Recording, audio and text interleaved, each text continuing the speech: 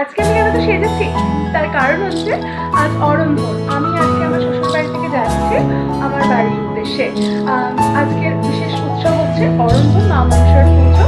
আজকে রান্না আর কালকে খাওয়া। স্পেশালি আজকের দিনটার জন্য আমি সারা বছর অপেক্ষা করে থাকি। মায়ের হাতের চাপচাপ মসুর ডাল আর কচুর শাক, ওয়াও, জাস্ট লাজবাব। তোমার সকলের সাথে আমি ভিডিওটা শেয়ার করবো, কিন্তু তার আগে তোমরা যারা আমার চ্যানেলে প্রথম, তারা আমার চ্যানেলটি সাবস্ক্রাইব করে দাও, ভালো লাগলে লাইক করো, কমেন্ট করো। টোটোয় উঠে পড়েছি, টোটোয় করে আমার বাড়ির উদ্দেশ্যে রওনা দিয়েছি। টোটোতে করে যাচ্ছি, আমি নিয়ে সামনে যাত্রা শুরু করে দিয়েছি। চলে এসেছি রাস মন্দিরের কাছে। রাস মন্দির মানেই তো আমার বাড়ি। এখানে আমি চলে এসেছি আমার বাড়ির একদম সামনে। এরপরে আমি বাড়িতে ঢুকবো, তারপরেই বাপির বানানো এই অসাধারণ কমলা ভোগ দিয়ে আমাকে বাপি আপ্যায়ন করলো। ওয়াও, ভীষণ সুন্দর খেতে হয়েছে, অসাধারণ। তারপরেই আমার প্রিয় গোল চাকরিওয়ালা নাড়ু বাপি আমার সন্ধ্যেবেলা দিয়েছিল। যথারীতি আমার বানানো এই চাঁদ মালা দিয়েই বরাবর আমাদের বাড়ির মনসা পুজো হয়ে থাকে। আর বাপির গাড়ি আর ভাই কাকার ছুটির জন্য সেই চাঁদ মালা আমাদের মনসা দেবী। তৈরি হয়ে গেছে মায়ের রান্না পুজোর প্রস্তুতি। সেই প্রস্তুতি পর্বেরই একটা চিত্র এখানে তুলে ধরা হয়েছে। মা যথারীতি ওখানে রান্না করতে ব্যস্ত, ভীষণই ব্যস্ত মা। কারণ আজকে প্রচুর প্রচুর প্রচুর শাক থেকে শুরু করে চাপচাপ মুসুর ডাল, চাচি কুমড়ো, অনেক রকমের ভাজা চলে এসছে আমার শ্বশুর বাড়ি থেকে। আমার শাশুড়ি মা, শ্বশুর মশাই, ওদিকে তো আমার দেবরজি ফোন ঘাটতে ব্যস্ত, আর বাপি সকলের সাথে গল্প করতে ব্যস্ত। চলে এসছে আমার বর মশাই অফিস থেকে। ও ডিরেক্ট এসছে আমার বাড়িতে, কারণ ওর ছুটি ছিল না, ও ছুটি পায়নি অফিসে, সেই জন্য। তো এসে জুতো খুলেই তারপর তো এসে আমাকে দেখে একটু ভীষণই খুশি হয়ে গেছে। তো ফোন ঘাটতে ঘাটতে উনি ভিতরে ঢুকছেন এবং যথারীতি বাপি সকলের সাথে তখন গল্প করতে ব্যস্ত, সবাই সেখানে গল্প করছে। আমার বরমশাই এসেও বাপি বানানো দুই ভাই মিলে ওরা গল্প করছে, ফোন ঘাটছে।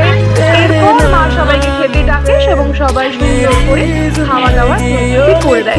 সবাই বসে খাওয়া দাওয়া করছে এবং মা সকলকে যথারীতি কচু শাক থেকে শুরু করে ডাল, এমনকি সমস্ত রকমের ভাজা কারি লাগবে সেই অনুযায়ী সবাইকে মা পরিবেশন করছে।